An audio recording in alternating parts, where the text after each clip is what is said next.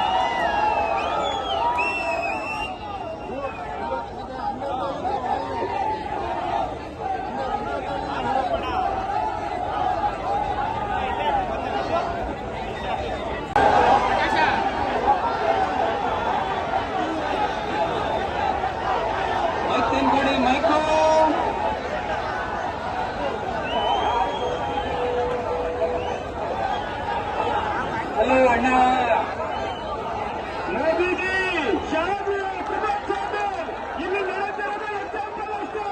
ಇಲ್ಲಿ ಒಂದು ಗೌರವವಿದೆ. ನಾಡೀಗ ಎಕ್ಸಾಂಪಲ್ ಅಷ್ಟೇ ನಡೀತಿರುವ ಕುಮಾರಸ್ವಾಮಿ ಆ ಸಮಯದಲ್ಲಿ ನಡೀತಿರುವ ಎಕ್ಸಾಂಪಲ್ ಅಷ್ಟೇ. ಸಿದ್ದರಾಮಯ್ಯ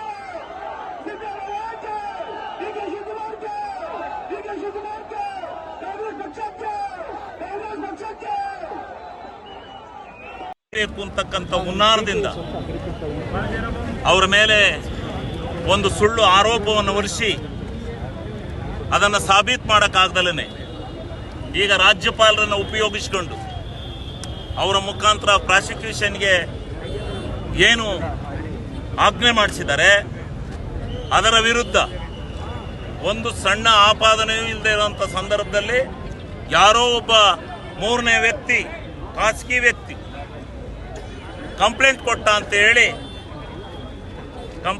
ಅಂತ ಹೇಳಿ ಇವರು ಒಬ್ಬ ರಾಜ್ಯಪಾಲರು, ಕಾನೂನಿನ ಅರಿವಿಲ್ದಲೇ ರಾಜ್ಯಪಾಲರು 17(1) ಪ್ರಕಾರ ಸೆಂಟ್ರಲ್ ಗವರ್ನಮೆಂಟ್ನ 17ನೇ 1ನ ಅನುಚ್ಛೇದದಲ್ಲಿ ಇವತ್ತು ಒಬ್ಬ ಮುಖ್ಯಮಂತ್ರಿಯ ಮೇಲೆ ತನಿಖೆ ಮಾಡಬೇಕಾದ್ರೆ ಪೊಲೀಸ್ ಇಲಾಖೆಯ ಕಮಿಷನರ್ ಮುಖಾಂತರ, ಐಜಿಯ ಮುಖಾಂತರ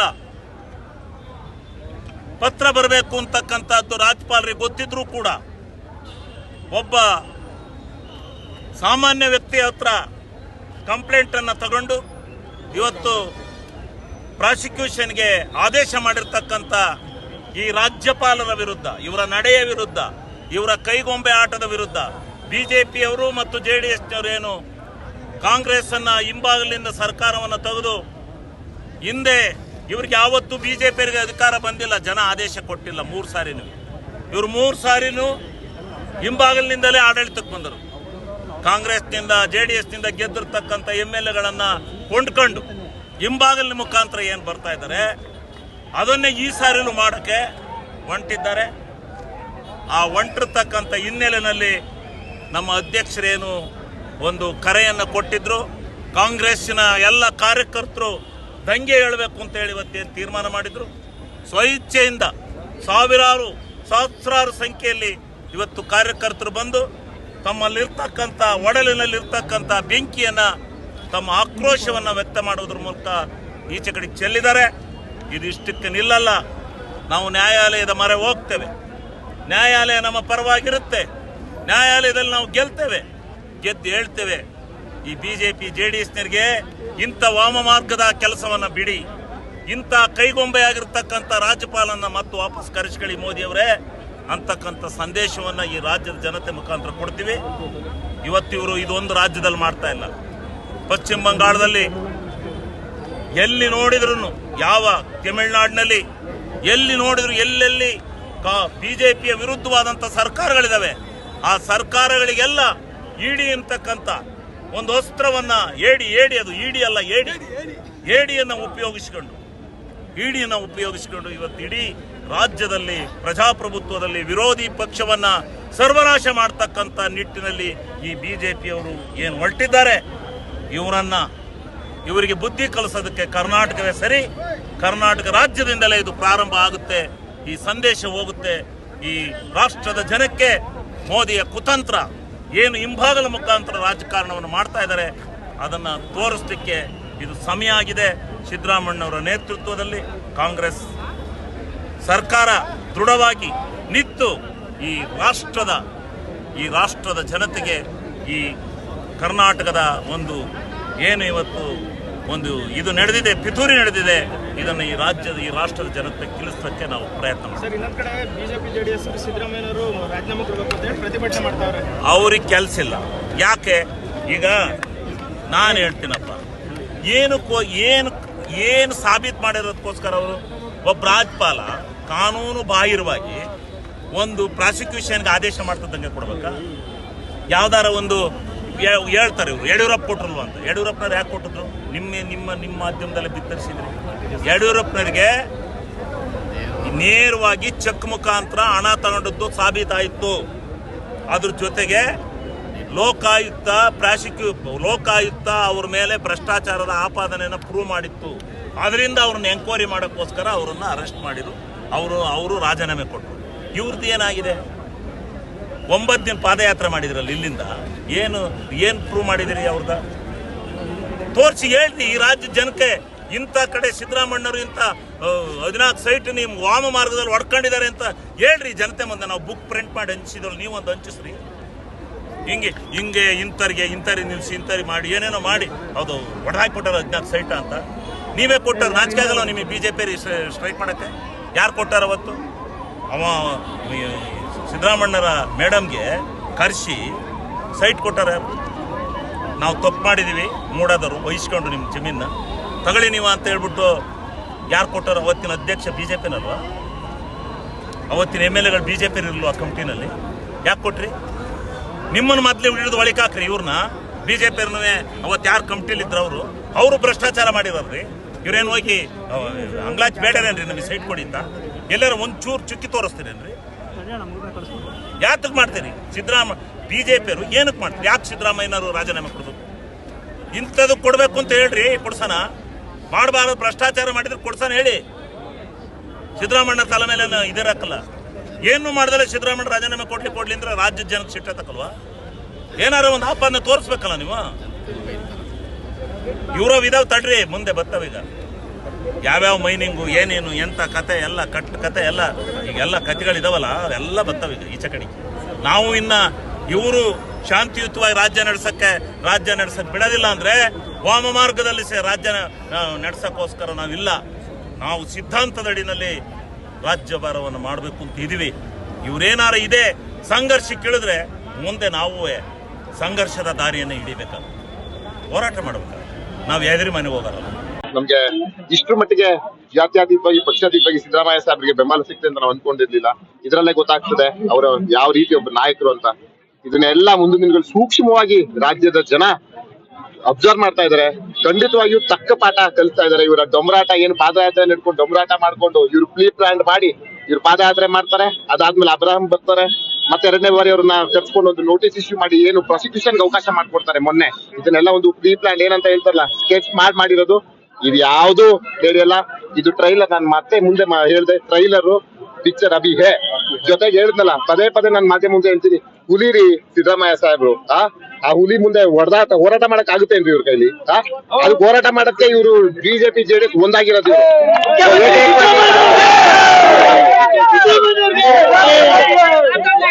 ನೀವೆಲ್ಲರೂ ನೋಡಿರ್ತೀರಾ, ನರಿಗಳು ಬೇಟೆ ಆದ್ಮೇಲೆ ಹುಲಿಗಳು ಬೇಟೆ ಆದ್ಮೇಲೆ ನರಿ ಬಂದು ಆ ಪ್ರಾಣಿನ ತಿನ್ನೋದು. ಅದೇ ರೀತಿ ಇವರಿಬ್ರು ನರಿಗಳು ಅಂತ ಹೇಳ್ತಾರಲ್ಲ, ಅದೇ BJP ಮತ್ತೆ JDS.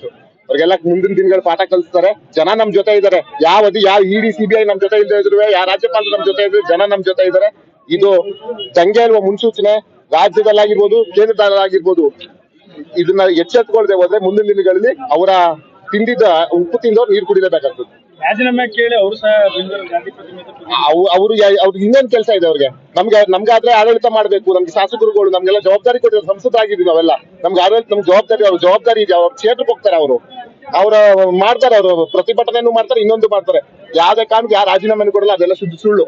ಇವತ್ತೇನು ರಾಜ್ಯದಲ್ಲಿ ಇಂಥ ಒಂದು ಅಹಿತಕರವಾದಂಥ ಗೊಂದಲದ ಕೂಡಿನಿಂದಲೇ ಹೋರಾಟ, ರಾಜಕೀಯ ಚೆಲ್ಲಾಟ ನಡೀತಾ ಇರೋ ಸಂದರ್ಭದಲ್ಲಿ ಸಿದ್ದರಾಮಯ್ಯನವರ ಅಗ್ನಿ ಪರೀಕ್ಷೆ ಅಂತೇಳಿ ಭಾವಿಸಿದ್ದಾರೆ ಈ ರಾಜ್ಯದ 6 ಕೋಟಿ ಜನ.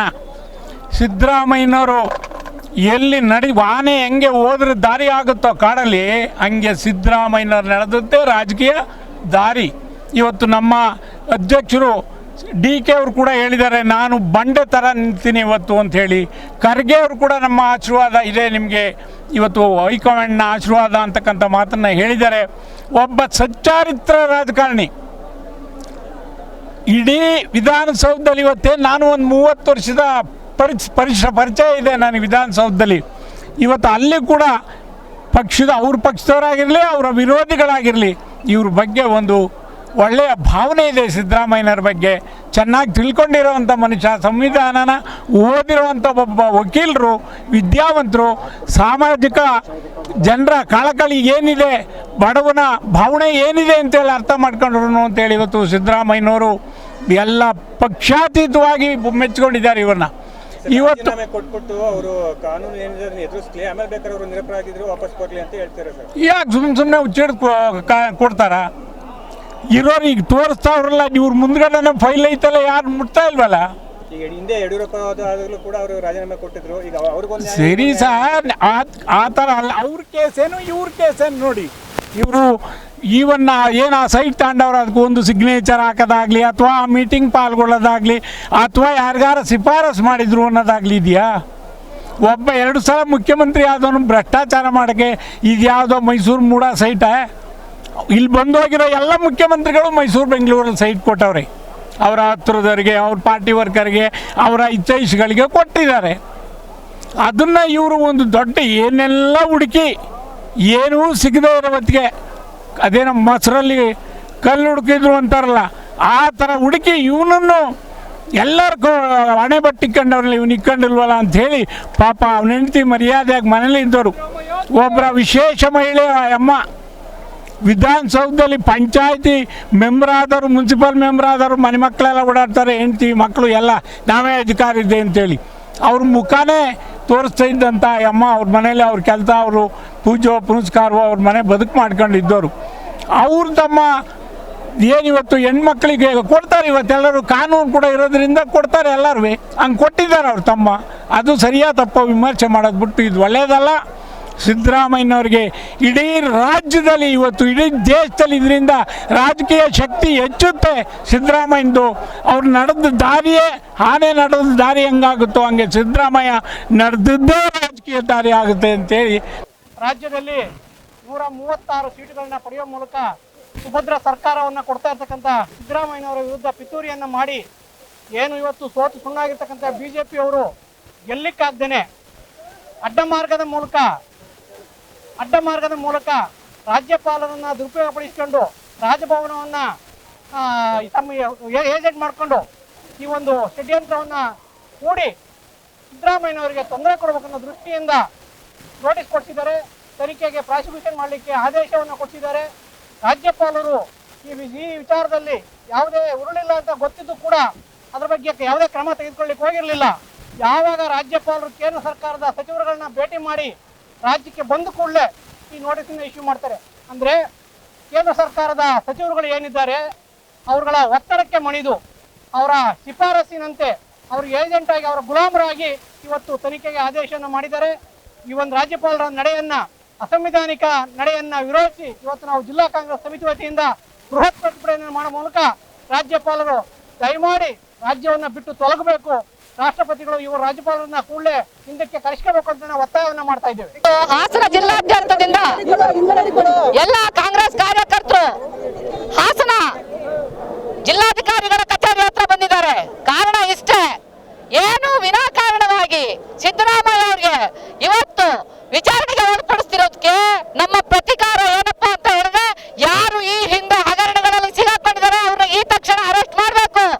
ಏನು ಈ ನಿರಾಣಿ ಶಶಿಕಲಾ ಜೊಲ್ಲೆ ಇವರೆಲ್ಲ ರಾಜ್ಯಪಾಲರ ಚಿಕ್ಕಪ್ಪ ದೊಡ್ಡಪ್ಪನ ಮಕ್ಕಳ, ಅವ್ರನ್ನ ಮಾತ್ರ ಸೇಫ್ ಮಾಡ್ಬಿಟ್ಟು ಸಿದ್ದರಾಮಯ್ಯ ಅವರು ಏನೇ ಕಾರಣ ಇಲ್ಲದೆ ಹೋದ್ರು ವಿನಾಕಾರಣ ಅವ್ರನ್ನ ಇವತ್ತು ವಿಚಾರಣೆಗೆ ಒಳಪಡಿಸಕ್ಕೆ ನೋಟಿಸ್ ಕೊಟ್ಟಿದ್ದಾರಲ್ಲ, ಇದು ಸರಿನಾ? ಪ್ರಾಸಿಕ್ಯೂಷನ್ಗೆ ಯಾಕೆ ಒಳಪಡಿಸ್ತಾ ಇದ್ದಾರೆ ಸಿದ್ದರಾಮಯ್ಯನ? ದೇಶದಲ್ಲಿ ಏನಿವತ್ತು ನಾವು ಸ್ಟ್ರೈಕ್ ಮಾಡ್ತಾ ಇದ್ದೀವಿ, ಇದು ಅಕ್ಷಮ್ಯ ಅಪರಾಧ. ರಾಜ್ಯಪಾಲರು ಸಂವಿಧಾನಿಕ ಹುದ್ದೆಯನ್ನು ದುರುಪಯೋಗ ಪಡಿಸ್ಕೊಂಡಿದ್ದಾರೆ. ರಾಜ್ಯಾದ್ಯಂತ ದೇಶಾದ್ಯಂತ ಹೋರಾಟ ಮಾಡ್ತಾ ಇದ್ದೀವಿ. ಗೆಲುವು ನಮ್ಮದೇ.